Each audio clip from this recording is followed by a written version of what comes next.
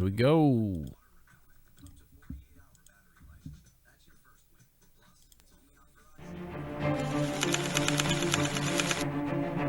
Joe Cronin Show presents a show with attitude. Beyond the matches. Behind the storylines.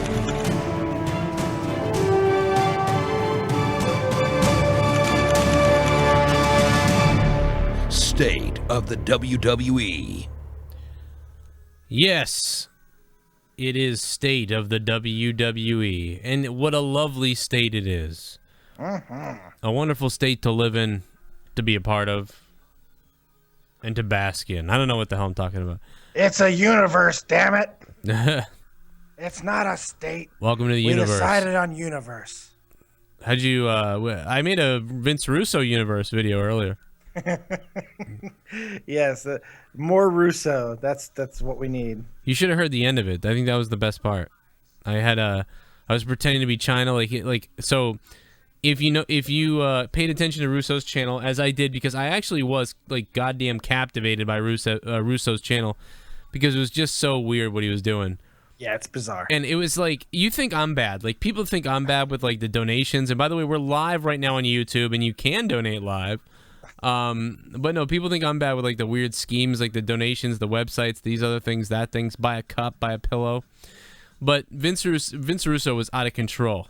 He is out of control. Dude was doing all these things with his website and subscribe for $4.99 a month, and you're going to get all these interviews and these things, and then you can do this and that and all these other subscription things you can do with him, and you can buy a t-shirt and everything.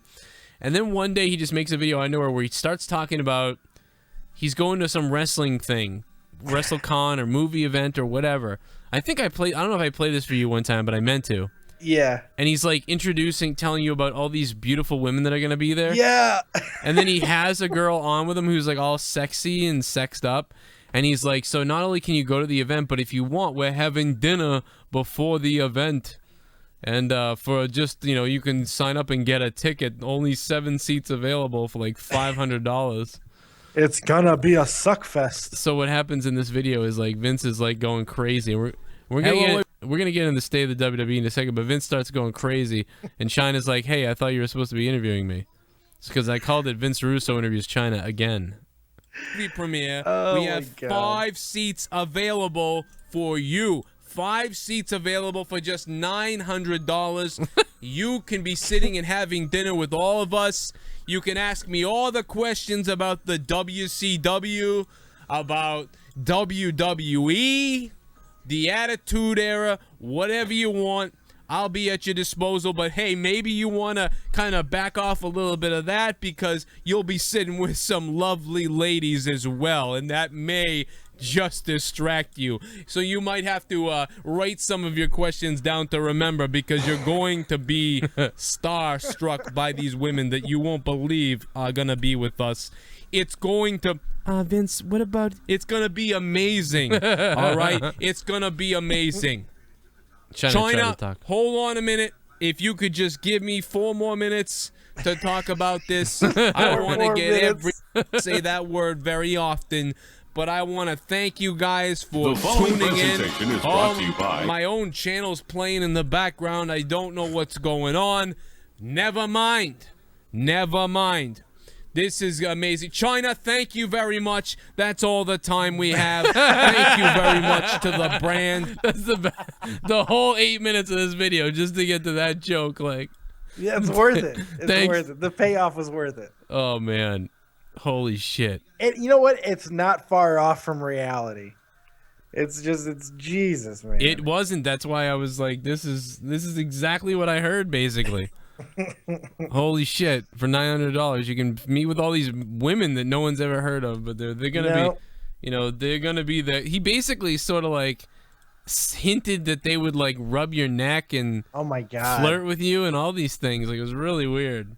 He is really weird, and I think he's hoping that will distract people. He even says the word, or you use the word distraction. I'm sure he probably did too, but he's like, maybe they won't talk about how I've destroyed wrestling in many different ways. I don't know what he's thinking. He's horrible. He's fucking out of his mind. There's not a guy with too much less credibility in my eyes than Vince Russo. He's done nothing on his own, and it makes me question what he brought to the table when he was in creative with Vince. Because like I can just imagine like his ideas is, listen, Vince, this is what I think should happen right now. We'll have a guy come in and cost the Undertaker this match, right? And he's going to be covered in blood, and we'll put him and we'll say that he's a long lost second cousin. You sound like the Rock. You sound like the Sean's View doing the Rock. Oh, awesome. It was amazing. I don't know what. No, he was like, Vince, let me tell you, he's going to come down to the ring. He's going to have ball and chains dragging behind him. That's a better Russo, yeah. He's going to have a dildo hanging from his pants, and his wife's going to be carrying it, indicating that he's the submissive one. Like, it was no, I don't know. I think we'll just have a guy be Undertaker's long lost brother Kane, Vince. I appreciate the advice, Vince, but what I think we're gonna do is just have him called Kane. Well, you know something? I'm gonna go ahead and let's start this off. There's a lot of questions that jog my mind about some things. One of the questions I had earlier in the mailbox questions was, which one of the Shield members do you think is going to end up being the most successful? And my head exploded. I said, I sort of think Dean because of his well-roundedness, but then Roman Reigns got that whole push and outside factor. But Seth Rollins is already the champion, so it's very hard to pinpoint that. And then I just went into saying they struck gold with all of them. Everything the WWE has done with the Shield since day one, they pushed those guys the right way. And it's almost like it all goes hand in hand almost, it seems like. Because when the WWE is like really nervous about shit, like they don't want to pull the trigger on stuff usually. Like Cesaro, look at him. Yeah. He was over big time, and it took them forever to figure it out. But why was the Shield so over so quick? And I start thinking to myself, I think I know why. And I think it's because, as we know, the mid-card booking is just atrocious. Yes. And the people in charge of that shit don't know what the hell's going on. But it's almost like they've been left alone to deal with it. But when the Shield first came up, they were never seen as mid-card. They weren't being used as mid-card because, like, Punk says he picked them all except for Reigns. Someone was substituted, WWE's guy. Yeah. And they were going to be coming in to be in the main event, basically, is what the whole thing was. They're Punk, and Punk was in the main event at the time. That's right. So they were coming in to work with the main event. Who writes the main event? Vince, Triple H, and all those guys. Who writes the mid-card? Who knows? Probably Doc or Doc Hendricks, Jesus Christ. No, probably TV. I went back to the 90s, Jesus. The fucking writers is who writes the mid-card, it seems like. Someone's got to be in charge of it. I don't know if it's done. I have no idea. Is Kevin Dunn even still around? It could be him. Idea. It would make sense if it was him. Yeah, it would make sense. By the way, guys, we are live right now on YouTube if you're watching. We're live at 2 o'clock in the morning Eastern time. So click the like button and stick the thumb up our asses. Yeah, as far as who's going to be biggest, though, that is a mind-blowing question. Yeah. Because, like, right now, the projections right now, it seems to be Seth Rollins. It really does, especially now that Brock is coming back. And if those two have the feud that I think that we're all hoping they have, it's going to be amazing. I have a feeling it might be a throwaway, though. Like a one-off, one match. Brock might destroy him. That might be it. I have a feeling, especially if the rumors about Seth Rollins and Triple H at SummerSlam are true. Because what else are you going to do? Yeah. You can't have Brock lose. You can't have him really get screwed again because that's getting weak, too. It is getting weak. And who do you want going into SummerSlam? So it's like, and you don't want to see Seth Rollins versus Brock again at SummerSlam. No. And then I think to myself, Roman Reigns gets SummerSlam against Brock. That seems crazy. But I don't see that happening. But that's what everyone's talking about. That's the big thing. Because that poster got revealed. Well, okay, maybe it was the poster, but people are really logically talking about it. And the only reason it makes sense a little bit is because, Roman Reigns could beat Wyatt, and Wyatt's putting over Roman Reigns. That feud just began. Right. even though they got to be going to SummerSlam with their feud. Yeah, there has to be that cannot go any sooner than SummerSlam. We're gonna get the match at Battleground, but that can't be a one-off. I don't believe it either. I mean, I know a lot of people run away with it. I do not believe Roman Reigns and Brock at SummerSlam. It doesn't make any sense. You save that kind of thing for WrestleMania, number one, but number two, Roman Reigns been pushed down. All of a sudden, he shoots up and he's at SummerSlam. Well, they're finally doing the right things with Roman Reigns. And you know, we can't even say that they just turned around. We don't know what the full plan for Roman Reigns truly was. Now, we all assume that they put the brakes on Roman because of our reactions. We don't know if that's necessarily true. This could have been the plan for Roman all along. I doubt it, but it could have been. Like, we're going to slow burn him. We're going to make it look like you were pushing him to the moon, then pull him back a little. That doesn't seem like WWE to me, but it could have been. That sounds like Triple H is what that would It does kind of seem like Triple H. So it's just weird. I don't think Roman Reigns and Lesnar makes a lot of sense. Ambrose and Lesnar makes more sense to me, to be completely honest. But I was just thinking that. That's what I would. But I don't know if they're sold on it. I don't know if they're sold on like Ambrose going against Brock, but we're going to know really soon, because it looks like Ambrose can go in one of two directions right now. Ambrose and Sheamus, or Ambrose and Kane. Whatever road he travels down, I think is going to tell us quite a bit. Because if he goes the Kane road, I think we know exactly how they feel about Ambrose. But if he goes the Sheamus road, there is hope. Yeah. Sheamus, he's still a secondary type of dude. Like, he's never going to... He's just not. He's like a secondary heel. Yeah, well, I mean, they're building him to be I think they're building him to be the top heel in the company. Oh, I know that's a tough statement, but I have people a feeling. Are chanting. You know, you look stupid. You know, to the guy. Yeah, well, not because like he's got that weird look. Yeah. I like it. I don't mind that. Actually. I actually do like what he looks like and everything, but people are chanting, "You look stupid." Well, it's because people also chant Justin It's donation Bieber. Time, baby. Let's do this. Joe, I love the Wyatt promo with the kid. Oh, like with the I'm a little teapot. Yeah, that promo was. I remember thinking at the end of the promo when it was almost done, I said, "Wow, that promo was." I kind of like Bray's promo tonight, and usually he irritates me. And so that was good. And then he turned, and that's when he turned, and then he revealed the photo of Roman's kid, and I went, unfucking believable. Holy shit. Because I was just giving him, like, out of all his promos, I was just going to give him probably top 3 promo from Bray Wyatt right there. And then he revealed the kid. That is now my favorite ever Bray Wyatt promo. It was dark. It's creepy. It's kind of on the borderline of something they probably don't want to do in the PG era, but it was, holy shit. That was great. It's highly suggestive, and it's really creepy. And what's great about it is what they did on SmackDown. They had Roman Reigns respond accordingly. Like, he's despondent, man. He's all messed up over it. He lost a match because of it. He wasn't, like, responding to that. See, remember a couple months ago that there was all the rumors about Roman Reigns taking acting lessons? Yeah. This is why. This is why. So they can prepare him for this. Because, like, if you saw him on SmackDown, he's sitting there. Dean's, like, trying to talk to him. Dean's, like, doing his crazy thing, like, I'm going to punch him in the face. And Roman Reigns was just sitting there. And like, you bring the beers. The 1,000-mile stare. Yeah. Like, not even paying attention. It was awesome. It was really good.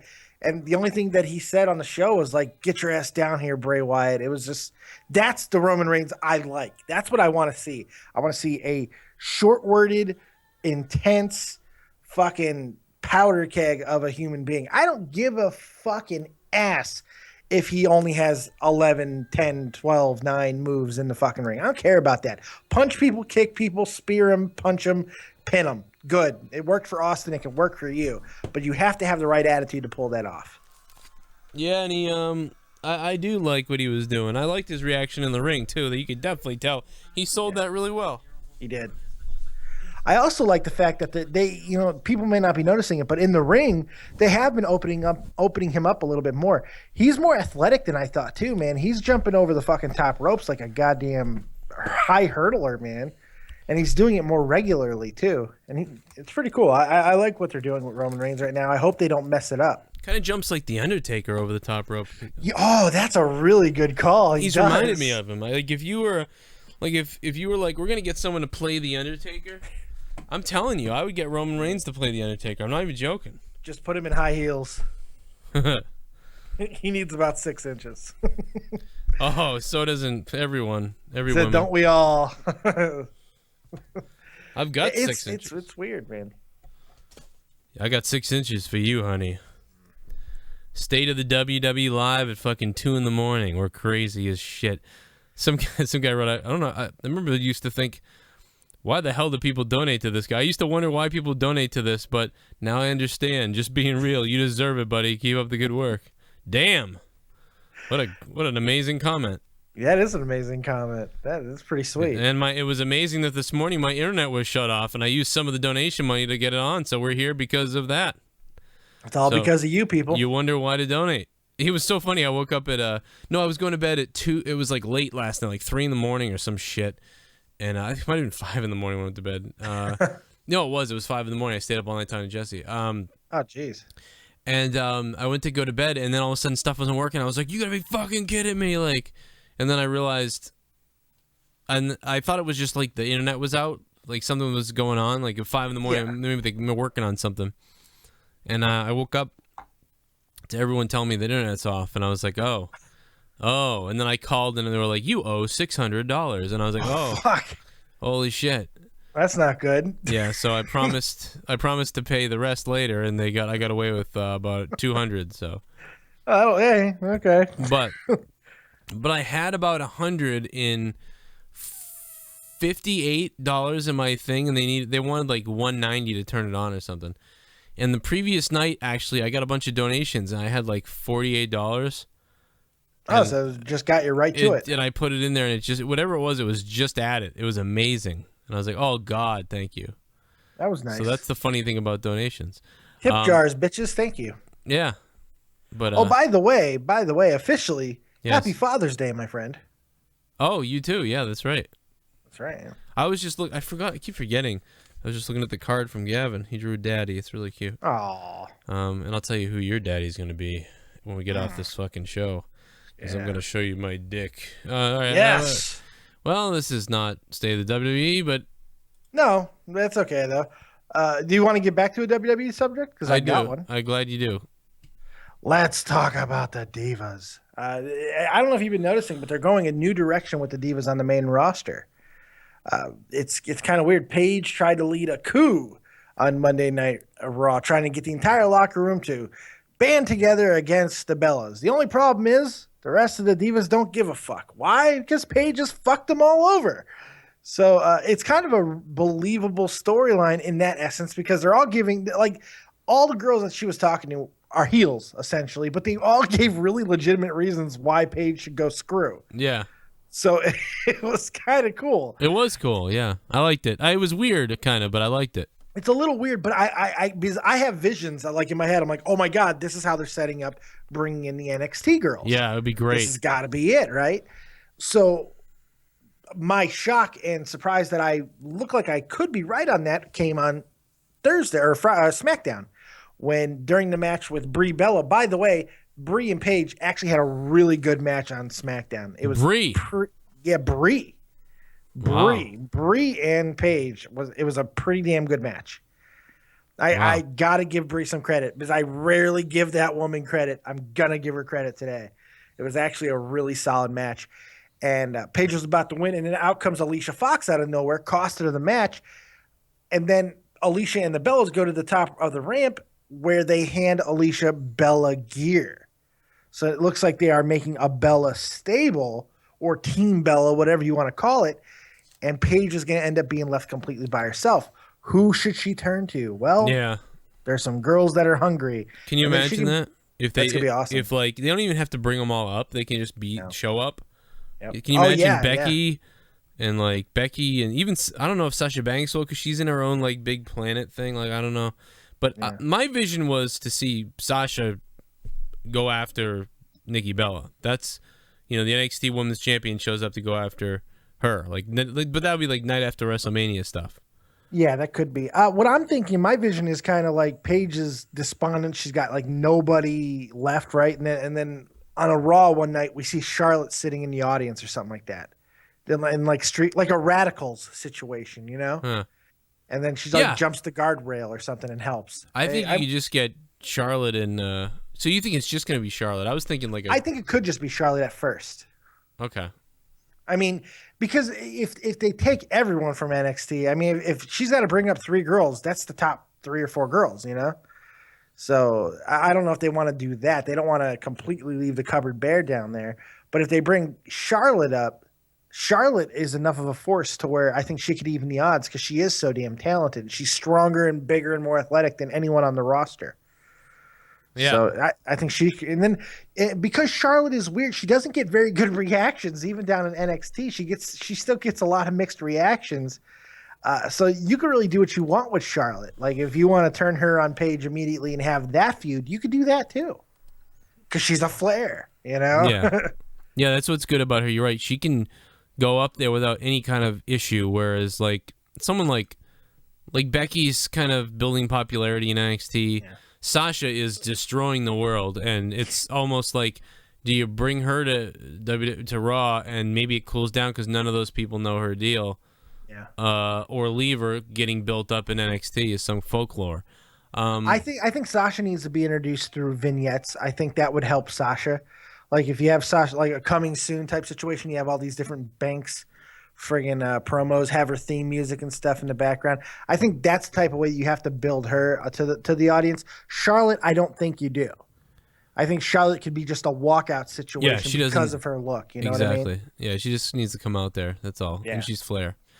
She's Flair. Yeah, she has the pedigree. I was really rushing to get the Photoshop done to go live, and I just realized that I took a chunk out of your stomach. Thank you. Look at that. I appreciate that. It's amazing. Like the 3-year-old you ate is no longer there. Well, that's good.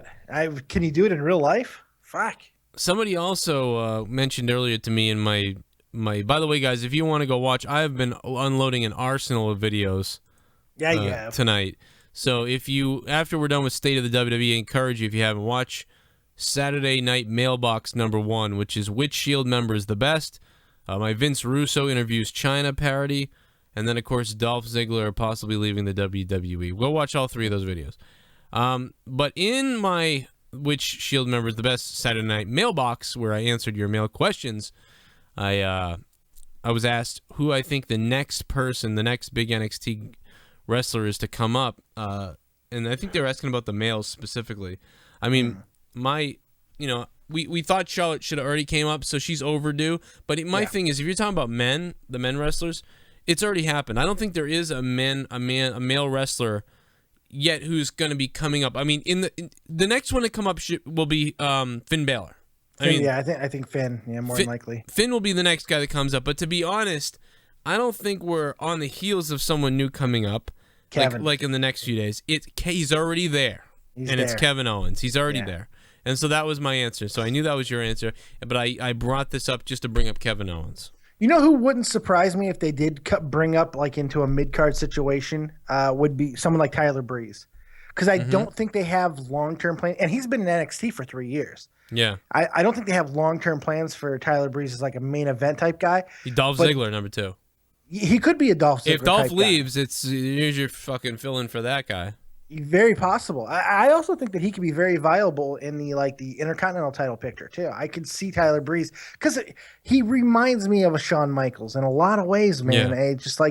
I see that out of him, and I don't know, maybe that's wishful thinking, but really, the story is Kevin Owens. That's the answer because nobody's going to eclipse him, even Finn Balor. Finn needs more time down there. That's why I think he will be taking the belt off of Owens one way or the other. I don't know if he's going to pin him, but I do believe he will walk out of there as champion. I don't know how that makes sense, but I just have a feeling he will walk out of there as champion, or Kevin Owens at least will not have the title anymore after that July 4th. Yeah, that Japan show is time to drop it. And you may have something like Samoa Joe shows up or something. Very possible. And let's go into their match, by the way, because I wish I had said more about this before the match because I sound like a douchebag jumping on a train.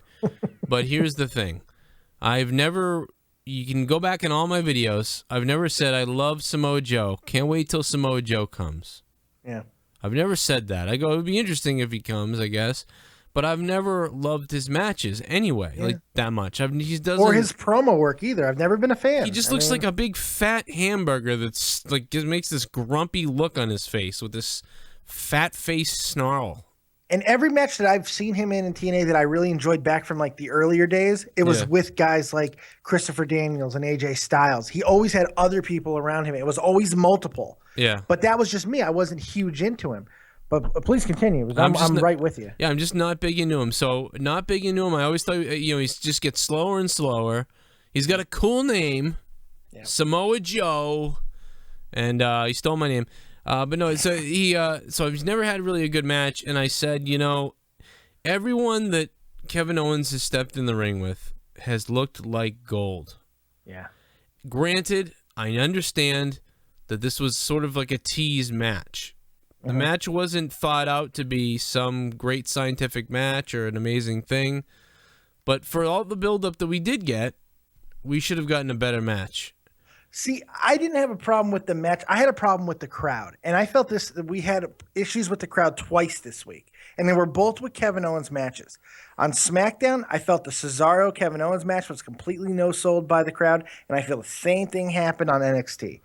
And the crowd was bad for that entire show, by the way. Which is weird. NXT. It's very weird. But it was just a bad crowd that didn't seem to be into it. The match, I didn't have a lot of issues with the match itself. I thought that there were some really good spots, a lot of physicality, but it seems like they were uncomfortable with each other. And that was a little bit bizarre. But the thing about Kevin Owens, maybe he's always wrestling different matches. Samoa just killed Tyson Kidd, and Kevin was like, Jesus. Stay away from me, buddy. I'm getting a push. Don't hurt me. The funny thing is, don't hurt me.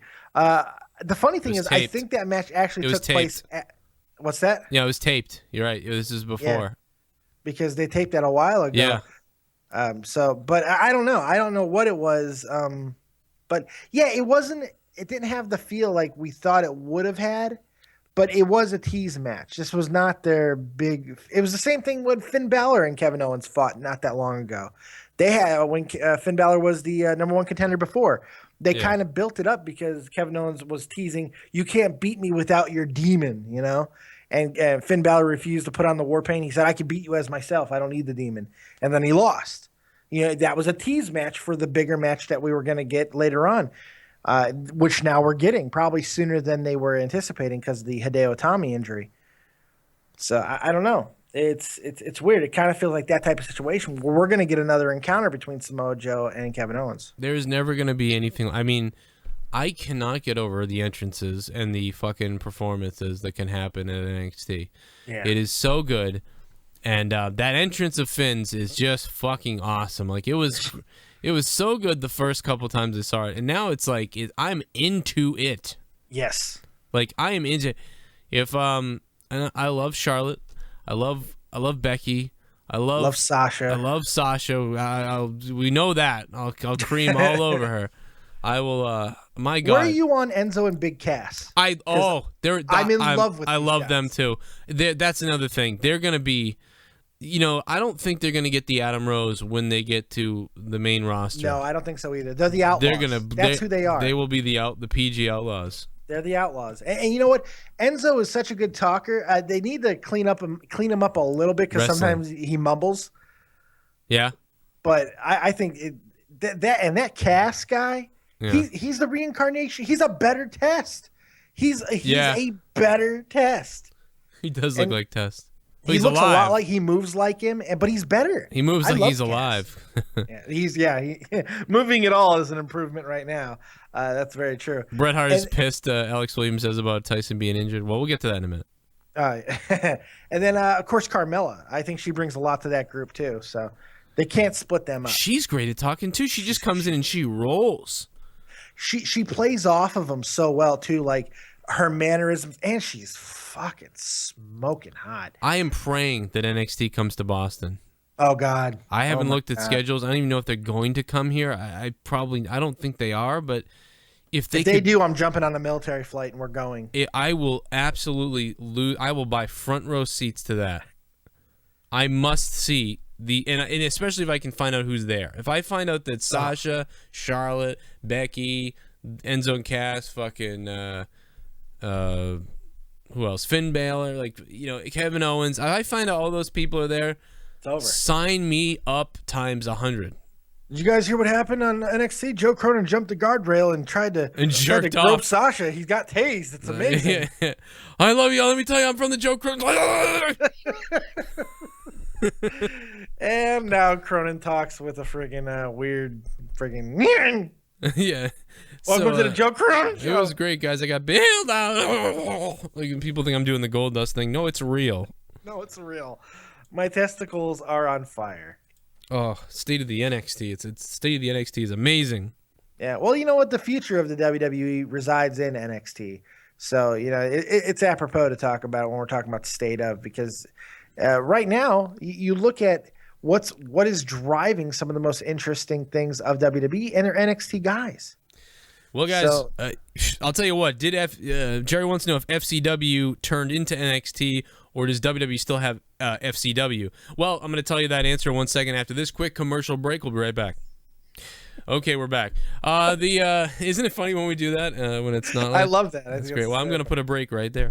No, so yeah, it became Florida Championship Wrestling was under WWE.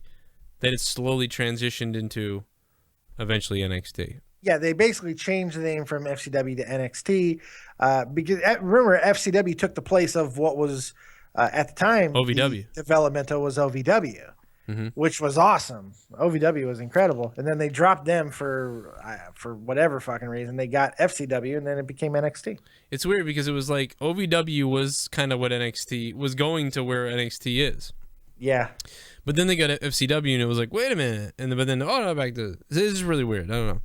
It is weird, but it's worked out, and it's worked out quite well. Jerry goes, no, Joe, no dates in Boston. Maybe next year. Maybe next year? Fuck me. None of them will be there next year, probably. I know. Right? Well, you know what, though? There are some guys that are coming through the pipeline that they've signed recently. Like, dude, if you've been excited about Kevin Owens and Finn Balor, I don't know if you've seen Yuha Nation, but when you see this motherfucker, he's going to blow your fucking mind, and he's black. Right. This guy, Yuha Nation, can be I have a feeling he is going to be the first legitimate black world champion in WWE. I'll tell you what. I like this guy. They need that. They really do with the black audience and just to do it. But also, I think it'd be cool. And yeah, he does. He looks amazing. I remember watching some stuff on him before he got signed, and then he got signed. I remember made a video about him getting signed, but that was about it. I wasn't as excited as I think you just made me, but he's exciting, man. Because he does power and high flying stuff. He's like the Black Lesnar, but he's a little smaller. He's Black Lesnar. That's right. That's his name, Black Lesnar. Yeah, my there you client, go. Black Lesnar. So Brock Lesnar comes out with the title and talks all this crap, and he's pacing back and forth in the ring, and Paul Heyman's doing his thing, and then this guy comes out, and then everyone's looking around like, who is this guy? And he gets in the ring, and then he gets in the ring, and he goes, so you're Brock Lesnar? Well, I'm Black Lesnar, and then he fucking spears him. F5's Brock Lesnar. Holy shit. He doesn't. Oh God! He reverse F5s him. He reverse F5s him. Yeah. So he throws him up like the torture rack and then F5s him the other way. Man, that would it's interesting. There's a lot of guys that are coming through the pipeline that look like they're going to be quite impressive. They just made headlines the other day because they got a Evolve guy who's been around forever. I can't remember his name, but he's like everybody loves this guy. He's got all kinds of weird names for his maneuvers, like the Hertz Donut. Yeah. And do you know who I'm talking about? Oh, I know who you're talking about. Forgot his name. I forget his name too, but yeah, he's good. Super, super popular. He's got like a cult following. Yeah, he's crazy. All his moves are crazy like that. Yeah, but he's old. He's older, and he's been around for a really long time. Oh my God. He worked a dark match for NXT, and people are losing their minds. It's driving me nuts because I remember you can watch videos on him where they like his like top 30 moves and like and it's like the scissor head cut like and then like all these you're like what the fuck? It's like everything is like almost invented by him. Yeah, they're weird names, but he's like I don't know. I've watched some of his work and I'm not like some people. He reminds me of a lesser. He's a poor man's CM Punk. That's what he is. So like I think he's a guy that Tosevich would really like. What's his freaking name? Whereas I find him a little gimmicky.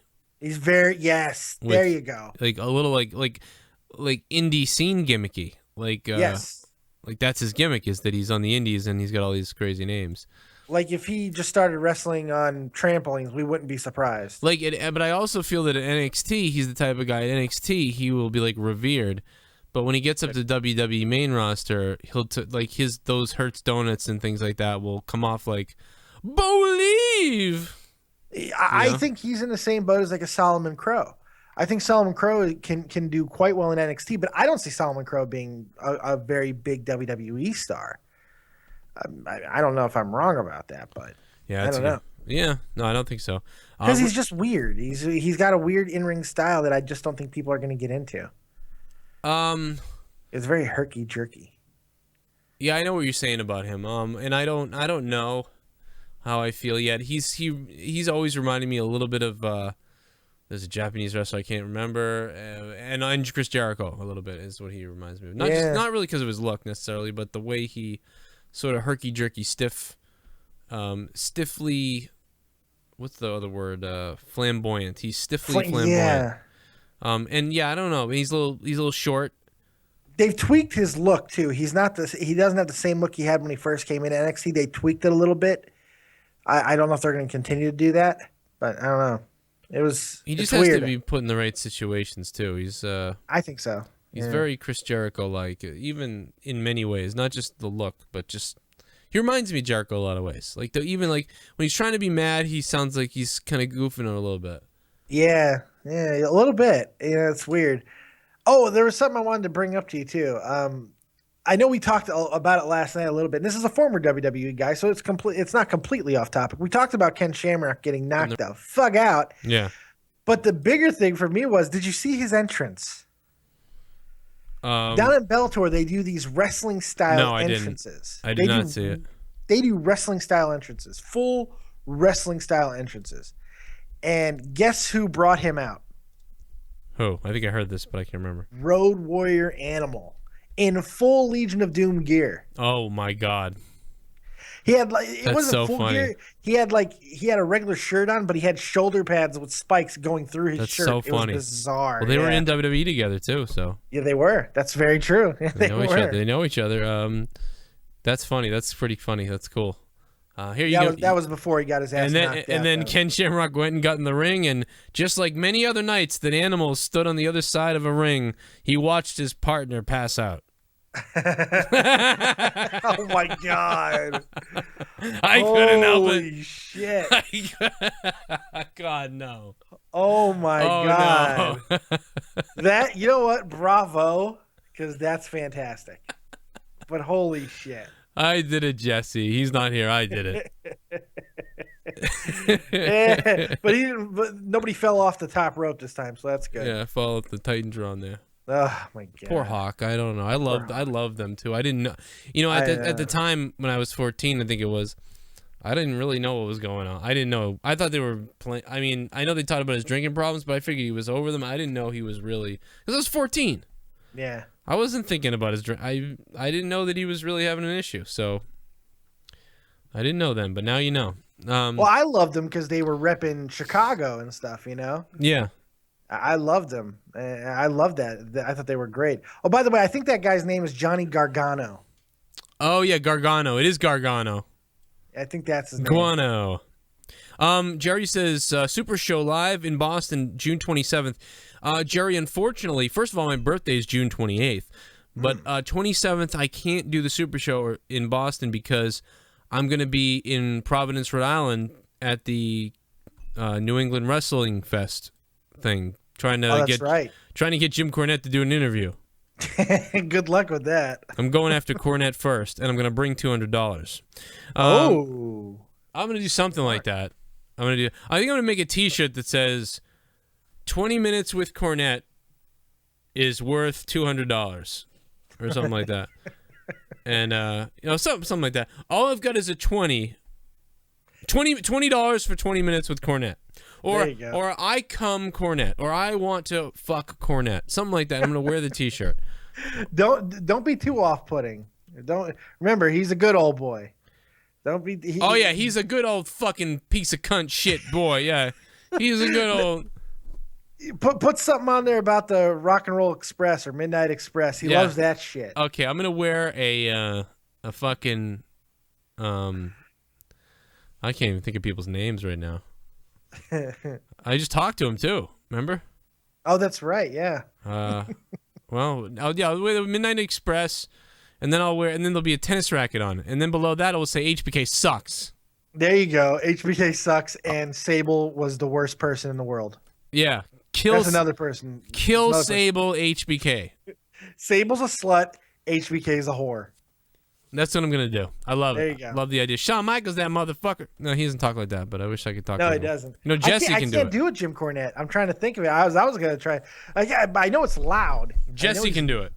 Yeah. He's loud. Well, I mean, I'm loud, but Yeah, but he's Southern loud. You can't be Southern loud. no, I can't. He's gonna hate me too because of my. He's gonna hate you. You're a Yankee. Mm. You're a Yankee. No, but when I praise him and shit and like suck his dick, he's gonna be like, okay. Yeah, that'll be. He's like, oh, I like when Yankees suck my dick. I'm gonna straight out tell him if I get 1 second with him at all, I'll straight out tell him. I'll be like, Mr. Cornette, I gotta be honest. You have come up probably 300 times on my show. If only you could get him to do an interview. If only you could get him to do an interview. Best interview in the business. Da da da da da. You should drive to wherever the fuck you have to drive to get him on the show. It's donation time, baby. Let's do this. Thank you, Liv Joe. Oh, thank you. I think he means thank you for going live. Got it. Thank you for being here. Thanks for the donation. Every time you donate, I get into the microphone. I say, I like pussy. Yeah. Thanks for donating $1. Appreciate it. Yeah. So I'm gonna go in. I'm gonna say that to him, and then I'm gonna say, so Jim, I would, what's it gonna take? What's it gonna take? What do I have to do? You got to be classy like that. So what's it gonna take, Jim? I got $20. I'm gonna, you know what? I'm gonna tell him. I'm gonna be like, Jim. I'll be honest. I've got a couple kids. I need to buy diapers and all these other things. But I'll tell you what. I do have $20. You're worth $2,000. But I'm gonna give you $20, and it's my last $20. So it's like $2,000 to me. You know what I hear works, and this could work or it could backfire completely. Maybe not offer him straight out like that. Offer him to buy him a drink. Be like, hey, look, can we go get a drink? I'll pay, and we can talk. That might be a better way to relate. I know that it works with Ric Flair. You buy Ric Flair a drink, he'll talk to you. Oh, Ric Flair, I would totally do that. But you know something, Rick? Woo! Let me tell you something, Rick. I was on the indie scene for only 3 years, so I don't have the stories that you have, but I've got a couple, and I know you've got a ton. But more importantly, I've got a couple of 20s in my pocket, and there's a drink with our name on it. Let's go. Yep, that's all you got to say. Is let's go to the bar, and you walk up to him and approach him. Look. I brought some girls with me. When I was 18 years old, and it was my last day of 2 weeks in wrestling school. I was getting ready to go to the Army. What we decided to do was we were going to this place we knew Ric Flair was going to be at because we were in Las Vegas, and he was always around the Nitro Grill. So my buddy knew where he was going to be. We went there. I'm 18. I'm with 2 other underage people, and we bought him drinks for 3 hours and just heard stories from Ric Flair, and then he chopped me, and it was amazing. Oh my God. Yeah, it was amazing. Can't even believe what I would do. I'd start rolling all over the ground. I'd start doing but if only Jay Lethal had never done that impression, because I would do that in front of Flair. But then he would be like, "Wow, it's pretty good." But because Lethal has just nailed it to the wall, like no one can ever do it again. Like, you know something? Let me tell you, you son of a bitch! Like that's what I would do, and he'd be like, "Oh, that's kind of reminds me of it's not really good, but okay." You think? You should shut up, fat boy. You know what you should do is you just do Mick Foley and piss him off. Really? Oh, piss him off. Oh, that would be great, wouldn't it? Yeah, I'd be like, oh my God, dude, you're my favorite wrestler. Oh my God, you're Mick Foley. Like say it to Ric Flair though. Rick, I wanted to tell you I didn't appreciate some of the things you said about me in your book. Have a nice day. Get yourself laid. Oh. I'm just a glorified Muppet. I'm what did Rick call him? Oh, he's a He called him glorified stunt boy or stunt boy, double. stuntman. Yeah, that's right. Yeah. I guess all those woo. No. Woo! Remember that match they had, Ric Flair and Mick Foley, the I Quit match when Melina got involved? Yeah. And I remember Rick screaming at her, "Get her out of the way, or I'll tear this bitch's eye out," or something like that. I think I saw Mick Foley versus Ric Flair at what was SummerSlam in 2006. Who the hell was Ric Flair fighting? Because I saw him at SummerSlam. I mean, Dave, listen, I gotta tell you. I got to go into my Vince Russo for a minute. Let me tell you, Dave. I got to tell you. Growing up, I was a huge Hulk Hogan fan. I wanted to see Hulk Hogan in the WWE, but then he went to WCW. And I never saw Hulk Hogan live. I never did. And Shawn Michaels is one of my favorite wrestlers of all time, too. And so isn't Mick Foley. And so isn't Ric Flair. Okay, so I'm gonna go back into Joe Corona. So I'm back to Joe. So anyway, so I'm at I decide I'm gonna buy tickets to SummerSlam, and we get great seats, 10 rows back on the flat area behind the announcers. That is good seats. And which actually isn't the best seats because you can't see over people's heads. It's actually better to be elevated where I was at Money in the Bank. Money in the Bank was amazing. But anyway, that being said. I'm telling you, man, I couldn't have scored any bigger than SummerSlam 2006. Hulk Hogan versus Randy Orton. That's right. I think it was Mick Foley versus Ric Flair. Well, that card was, Carlito versus Rob Conway. Chavo Guerrero versus Rey Mysterio. I believe those were both dark matches. Yep. That Big Show and Sabu. Yep, and Big Show and Sabu table. Yeah, that was great. Then Hulk Hogan and Randy Orton. Hulk Hogan won that match, by the way. Yes, it was. I was flipping out, and there was a Randy Orton fan next to me, but I did not care. I was marking out. This was since I was a kid wanting to see him live. Never got to see him. And this is the match that I was just talking about. The match that I was just talking about is the match you saw. Ric Flair defeating Mick Foley with Melina in an I Quit match. Okay. That's the exact match I was talking about. That's so funny. When Ric Flair called Melina a bitch to get out of his way because he was gonna gouge out Mick Foley's eyeballs. He did. I'm gonna gouge out his eyeballs, you bitch, get away. Yeah, I remember that. It was great. I do remember it. I just didn't remember I was there for it, I guess. You were there for that. That was the ending sucked, but it was a good match. But this card so far, just think about these names on this card so far. And then it goes on. Yep. Got Batista and defeating King Booker. At the time, he was at the height of his WWE powers there. Yeah. With Queen Charmel. These people are all champions. King Booker! These people are all been world champions and WWE champions, by the way, so far. Oh, and it just gets better. It just gets better because you also saw DX. D-Generation X. Versus the McMahons, man. Defeating Mr. and Shane McMahon in a tag team match. I got to see DX, Triple H and Shawn Michaels, and I got to see Vince McMahon compete. I mean, all these things.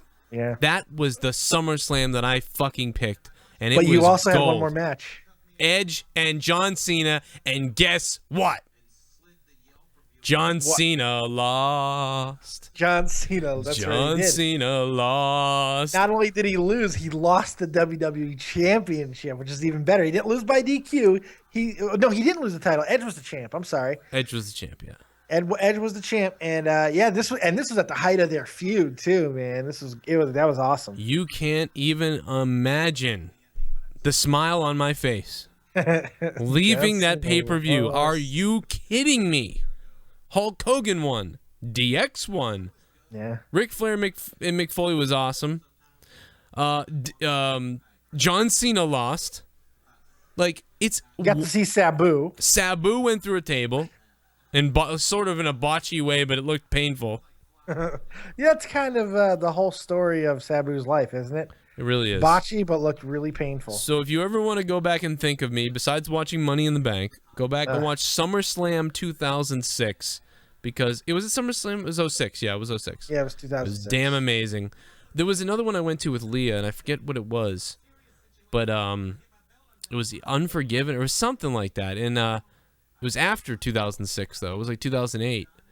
I remember the Undertaker's flames almost burned us, it felt like. And then somebody came out at the end, like surprisingly, like Edge or somebody came out to interfere or something.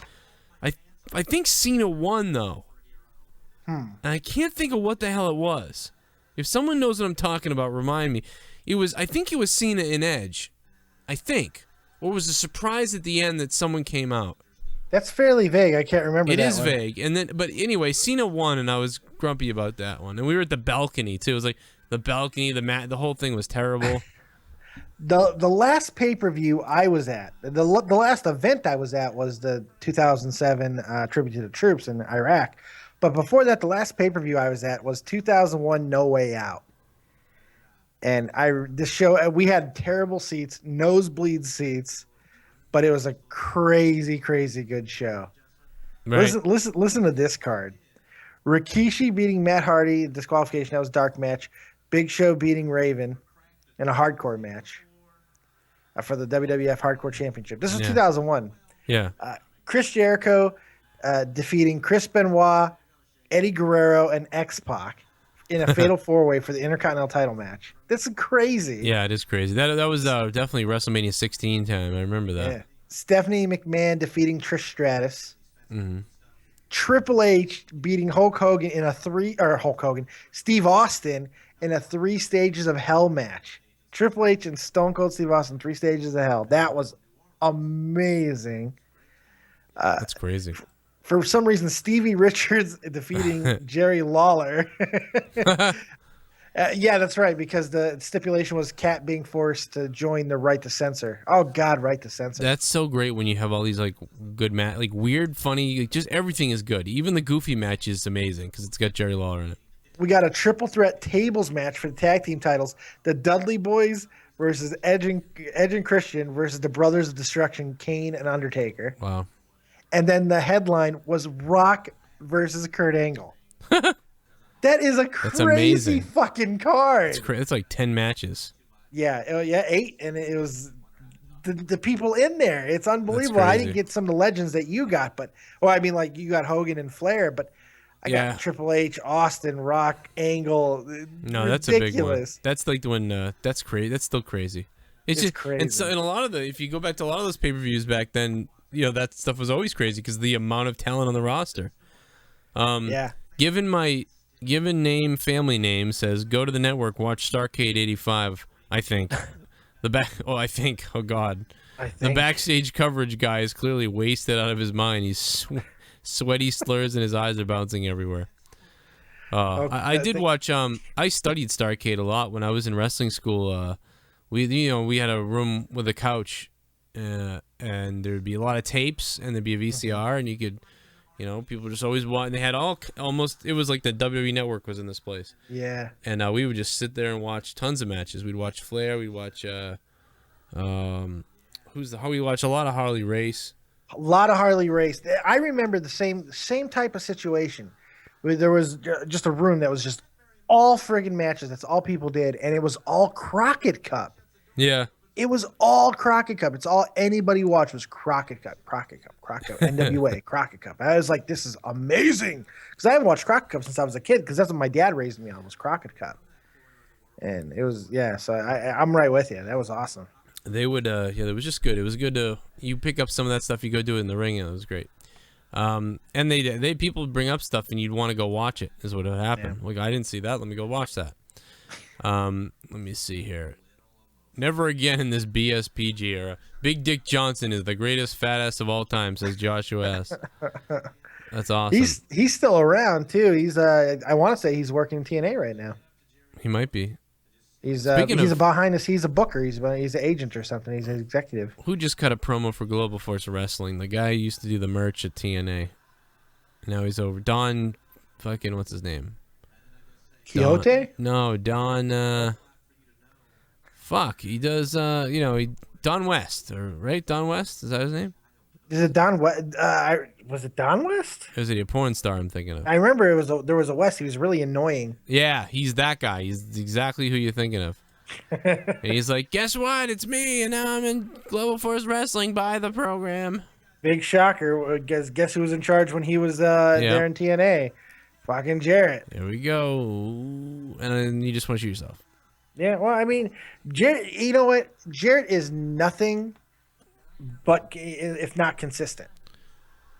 Predictable, yeah. He's very consistent. Mike Tenay will be there next. Yeah. Oh God, he'll be there. Yeah. You know, It is Don West. I reached out to Don West. Okay, cool. I'm right. God damn it. I reached out to Don West is on fire. I reached out to Jeff Jarrett and said, I got a whole lot more subs than you do. And you should come on my show and do an interview about, the thing. And I really pushed it when because I was going to cover it, and I said, because I'm covering it, I'm going to cover this fairly heavily for, whatever.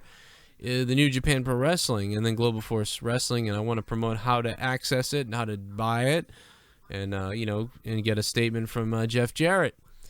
And they did retweet me, and they did say some nice things on Twitter, but I said, an easy phone call will expose this to, everybody, on my channel. You should come on here, and I'll give you some time. These are the people you want to market it to, the internet people. And there's a lot of them watching my show. And you should, come on over here, give me 5 minutes, 20 minutes, whatever you want to do, and we'll talk about it. We'll sell it, and then we'll talk about how to download it and buy it. And I'm going to be buying it. I'm going to buy it live in front of everybody. It'll be a great little thing. And they didn't answer me. So now when someone doesn't answer me, when I'm trying to help them, and I think get a little angry. I get a little mad because as someone who kind of I may not be the best business person at all, but I tend to think I am, actually. Fuck it. Sure. Because Xbox, I would have helped them, and I'm not joking. And Global Force Wrestling, I would help them that night. I'll tell you that. I'm telling you, man, I could have fucking helped the Patriots win another fucking title, man. If they just would have given me a chance to get on that roster, I'm telling you. Well, that would be physically. It's one of those situations.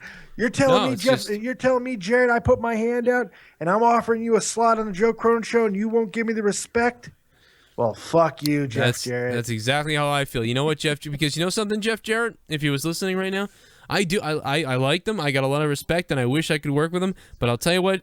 The first mistake is your ring has the wrong amount of sides on it, and I know that, and you don't know that, which makes me smarter than you. He knows it. He just doesn't care. Jeff Jarrett wants to be known as the guy that revolutionizes wrestling. It's crazy. Well, then you got to make 8-sided ring. Yeah, 8-sided. Like, let's look at the roster. He's brought in some buzzy guys. I think that he made a mistake bringing in Chael Sonnen. I don't think Chael's a good fit to call matches. I just don't. He's too polarizing. I think he has the wrestling style that works for UFC stuff, but I don't think it's going to work in the world of wrestling. It's like, because I don't know. It's just weird. But he's got Davey Boy Smith Jr., which of course is, Davey Boy Smith's son. D.H. Smith. Yeah, D.H. Smith. That's right. But they're just saying, you know what? Screw it. He's Davey Boy Smith Jr. He's it. We're using the name, man. Embodiment. I don't mind that. But he's got then Scott Steiner, Hacksaw Jim Duggan, and all this weird stuff. He's going to rely heavily on the Bullet Club, which is not a bad thing.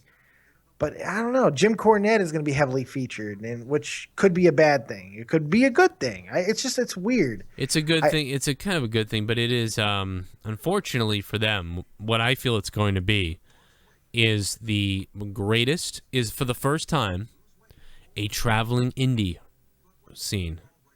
You know what I mean? It's too expensive, man. It's a traveling indie scene. It's a what, 100 to 500 seat traveling indie scene, How could that be a profitable business model? It can't. Well, what are the tickets? Nobody's going to pay $60 a ticket for that. But people already are. I mean, the baseball field was, they had about 320 people. At a baseball field, though, that probably could have held 3,000 or 4,000. Yeah, but it doesn't matter. 320 people times, where's the tickets? Probably $10. I'd imagine $10. Okay, so you're doing 3,200 for that show. That's terrible. That's not going to pay your roster. Right. That's not paying your roster. I mean, there is some bigger names on here, like Chris Sabin. You got to figure he's drawing a pretty decent paycheck. Well, for the Young Bucks, it's $160 a wrestler. Oh, geez. That's what that comes out to. Because it's 10 matches, two people a match. That's 20 people, 160 each. You think the Young Bucks are getting paid that? I don't think so. No, but I mean, maybe the tickets are more. I mean, that's the only. I mean, $5 is not. No way. I mean, 10, maybe $20. I don't know. It's just, I don't know what would be viable. It's just, even like to make decent money, they're gonna have to be $50 a ticket. Where's the where's the photos of it? Let me try to pull it up. GF Global. I'm on their website. Let me see if tickets. Here we go. I'm right here. I've been on the website. I'm such an idiot. Okay, here. Oh my God, man. This is footage from a fan, and this is actually footage from the fan of that baseball field. 1, 2, 3, 4. There's some big fat ass guy. You know what? Where's the? Hold on a second. Where's the video? I gotta put this on video. This is unbelievable. Look at this guy in the yellow shirt right there. That guy looks like he may not come up from that seat. So if you go back up, look, there's no one in the seats right there. 1, 2, 3, 4, 5, 6, 7, 8, 9, 10, 11. 11 people I think I count in this shot. Let's go move over a little bit. They're going to minor league baseball games is what they're doing. Is this Chris Masters? Yeah, it is Chris Masters. Okay, so Chris Masters comes out. Okay, God, man. So that's, we counted 11 people there. 12, 13, 14, 15, 16, 17, 18, 19, 20.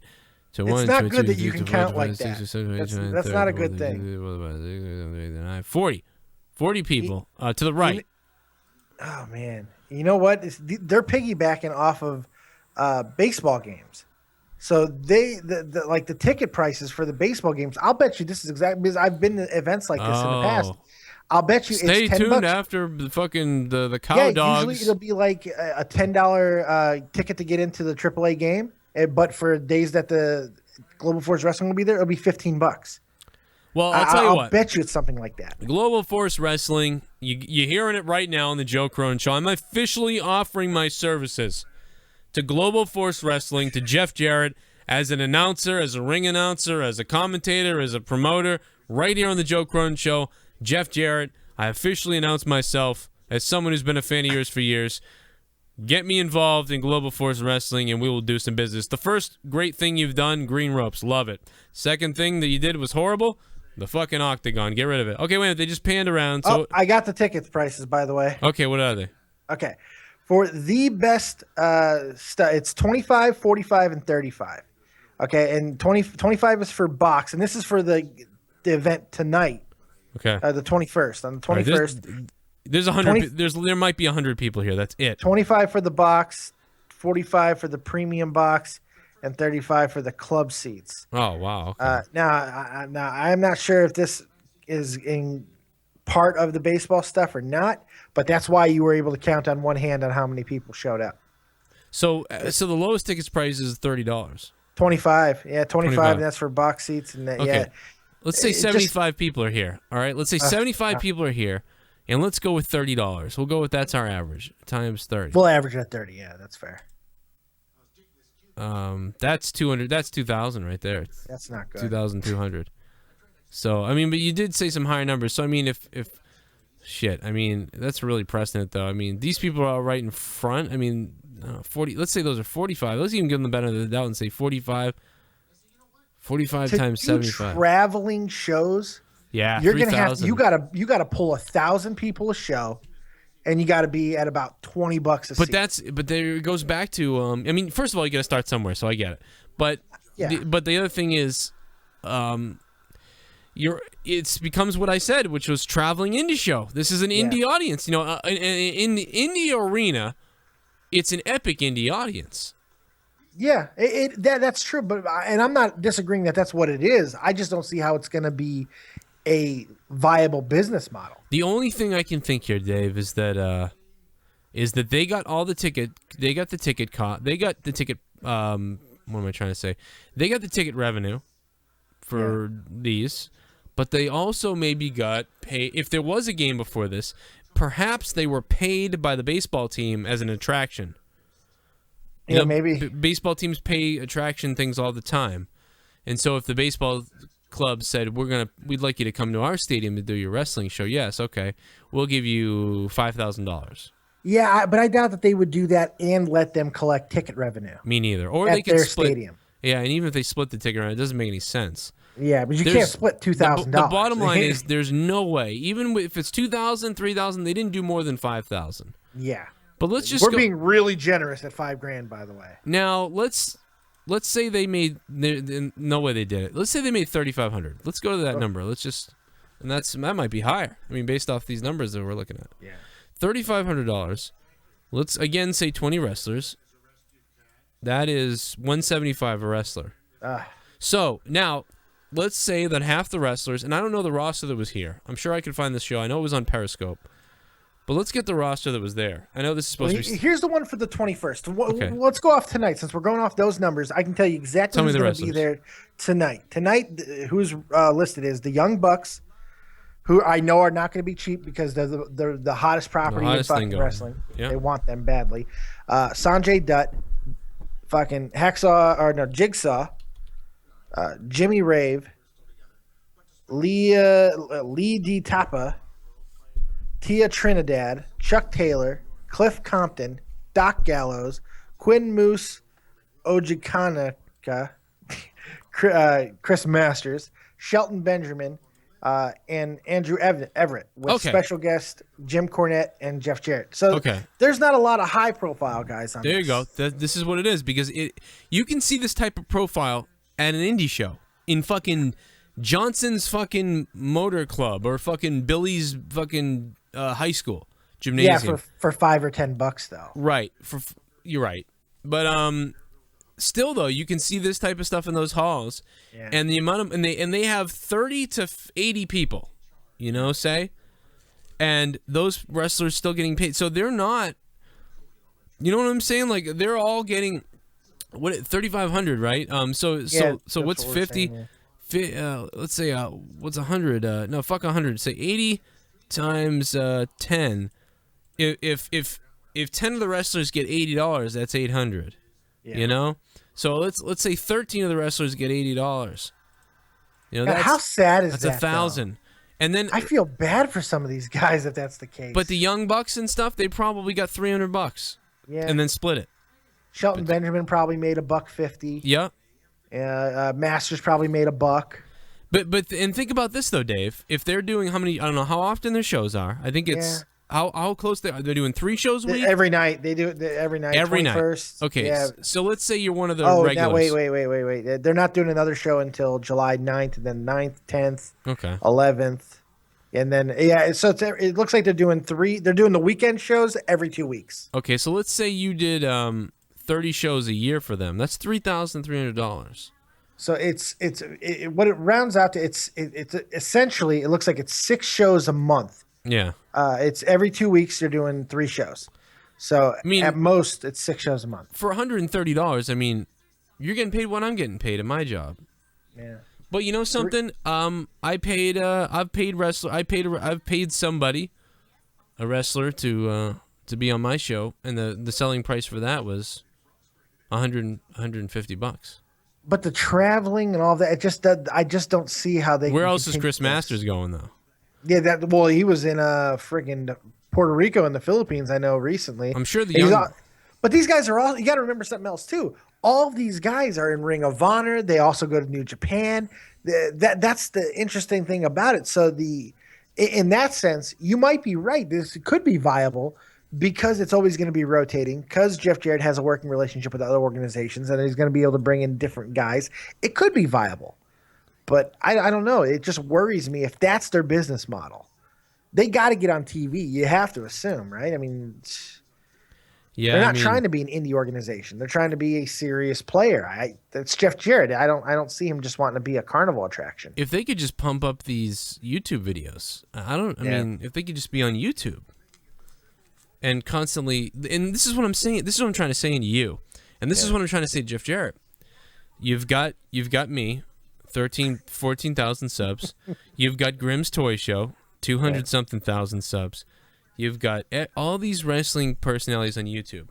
And what happens when somebody wants to sell a Wrestle Crate or Wrestle Box, and nobody's ever heard of Wrestle Crate, no one's ever heard of Wrestle this, no one's ever heard of something. You put it on YouTube. You have a YouTuber open it with 200,000 viewers. And next thing you know, you sell 10,000 of them from that guy. You know what? You're 100% right, and they should be using the YouTube stars a little bit better. But I think they're kind of, let's face it, these guys got egos. No, they think they're above it. Yeah, they don't understand. Yeah, they think they're above it. They don't. I'm telling you right now, and because I understand this. It's not because I'm on YouTube, by the way. If I wasn't on YouTube and I knew about when I was watching YouTube, I would think the same thing as I do right now. Yeah. Which is, years ago, people would say, and cable and TV is still where you want to be. I mean, don't get me wrong. But years ago, people talked about cable being the thing, and I'm going to move to cable.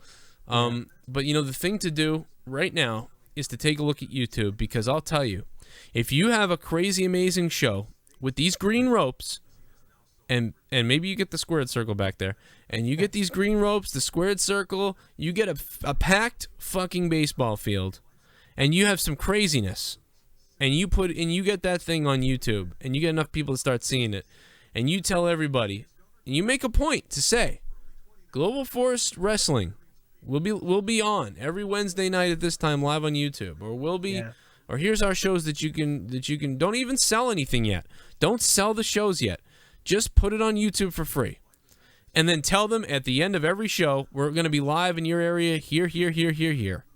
And work on selling those live tickets. And sell it by easily promoting it on YouTube. And by the way, Jeff Jarrett, if you want to come on my show or you want to have some sort of connection with me, chances are I'd probably do it for free. Yeah. And guess what? The marketing would be better than what's going on. Don't know what would happen, but it'd be better than what's going on. And not just me, just everybody. Hit everybody. Every wrestling fucking person you can. And I don't know why they don't get it all over. Get this fucking shitty-ass camera that I'm looking at right now from this fucking person in the 7th row through a goddamn net that looks like shit. Yeah. Get this off of YouTube and get some production cameras to take it. Or even 2 fucking cameras that I have in my house. Yeah. And get someone to film this the right way. And get people like me to start talking about this Global Force Wrestling in a positive light. That's a really smart way to do it. And it's almost free to do it. It would be zero effort because you're not really doing much else other than what you're already doing. And you're getting the YouTube guys who want to talk about your product to do the heavy lifting. It makes too much sense. It'll never happen because it makes too much sense. And you know something, too, is I'm looking at their YouTube. They got 200 followers. Jesus, are you serious? Global Force Wrestling has 200 subscribers. That is unacceptable. And Don West here cutting this promo thing about buying this stuff. Wait a minute, let me sub and unsub. Oh, wait a minute, okay, I take it back. They got 15,000. I don't know why I saw 200. 15,000, okay. Okay, so they have as many as I have almost. They have about as many subs as I have. That's better than I thought. That's still. Yeah, that's better. It's kind of cuts legs out of your argument a little. No, it still doesn't. It still doesn't though. It's still because there's a guy with 200,000. There's me with 14,000. You hit everybody, you get another 500. You get another 1,000. You got to be doing it. You know what I mean? Your videos are getting 1,500 views, 1,000 views, 800 views. That's what my videos are getting. The thing, the promoter in Jarrett and in Cornette. Giving wrestling away is not something that's in their blood. They're giving all right. Well, you know what I mean? It's just like the whole idea of giving it away on YouTube for 100% free, even though they're only drawing. They should sell the matches. Yeah, they could. And by the way, there's something about these green ropes that entices me. You do seem to be on these green ropes. I don't know what it is. They entice me. And if you said, check out the masterpiece versus somebody in a first blood match, and I seen these green ropes and the 2 of them standing looking at each other in the ring, and you said on demand on YouTube right now for $3.99, I would buy that. You would buy that? I would actually buy that. Because I'd be like, Chris Masters, First Blood, those ropes look amazing. The ropes look amazing, but Chris Masters isn't selling me on a fucking thing. It's true. That's right. But him in a First Blood match for some reason is very intriguing to me. I want to see what happens there for some reason. Yeah. And for $1.99 or $2.99 or something like that, you might get me. It's not maybe not even that much. Sell them for $1 a piece. $1. Well, you think about it. If you have 15,000 subscribers that all want to pay $1 to see Chris Masters get beat, that's 15 grand. Here's the problem though that I've also learned with YouTube is people don't want to buy it. Nobody wants to buy anything. Nobody wants to buy anything, and it's weird unless they unless they really love it and care about it. Yeah. But YouTube is a tough place because YouTube. What you have to understand about YouTube, and there is a few. Obviously, there's about 20 people in my audience that clearly, maybe 20 love or 30. You. They're gonna buy anything. They want to support me, and people donate, and people are supporting me on Patreon, but it's only about 20 people. But everybody else, think about it. 1,000 people watch my videos usually, and I've got 14,000 subs. Nobody wants to give money. YouTube, the whole point of it is to go on, and it's a free video. Yeah. It's to go on, watch videos, and get out of there. I don't want to go on and have to start thinking about paying for people for shit. Sure. So I understand that. So that's one of the problems is your target audience. But if you start making craziness happen, yeah, and you say you can see this live, like for instance, like NXT, I love NXT, and I'm seeing it on the network. If you could put that type of production on at Global Force Wrestling on YouTube for free, and I could see that type of thing every week, and then it was coming to my town, yeah, I'm going for $25 to $40 to watch it. That's very possible. I have a novel idea here. I think I have an idea of how they could do this, and it would make a little bit of sense. Check this out. Yeah. You have the entire event. Okay, let's say you're doing extravaganza, some kind of a pay-per-view, right? Yeah. You've built your year around this, and you're going to put it on YouTube for free, okay? Right. But except for the main event. The main event's not going to be free. The rest of the card is 100% free. You build, let's say, and you put your biggest guys in there. Let's say you can get AJ Styles and Jeff Jarrett for the Global Force Wrestling Championship for the first ever title. Something like that, right? Something sellable. Something marketable. That's your main event. You watch the entire card, and the main event's about to start, and right when it's about to start, you can buy the match, the main event, for $1. Yeah. Who's not going to fucking click on that? If you've watched the entire event that's building to this main event, you got the entire thing for free, paying $1 to see the first ever Global Force Wrestling Champion, and it's AJ Styles or whoever big name they can get, right? And another big name. That's easy money. That seems like an easy marketing strategy to me. Right.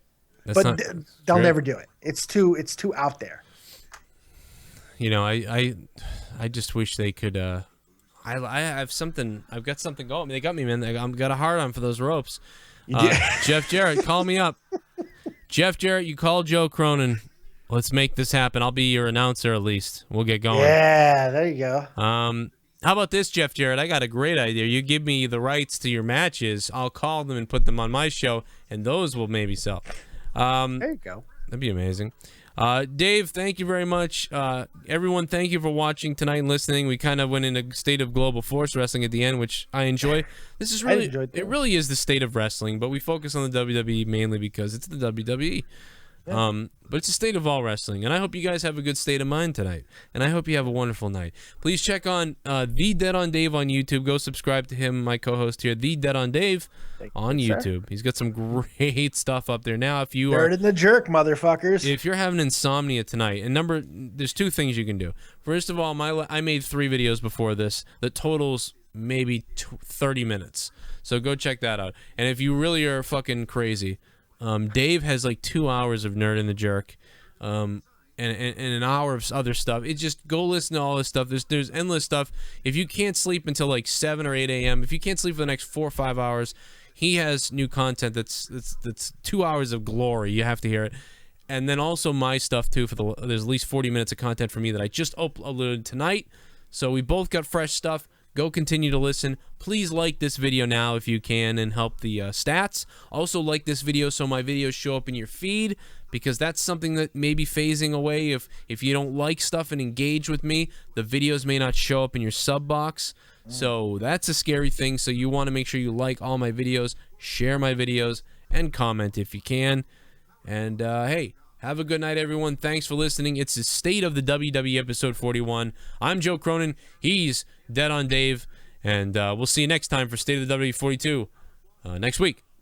Happy Father's Day. And happy Father's Day to all you guys that know you're a father. And happy Surprise Day sometime to the rest of you. Good night.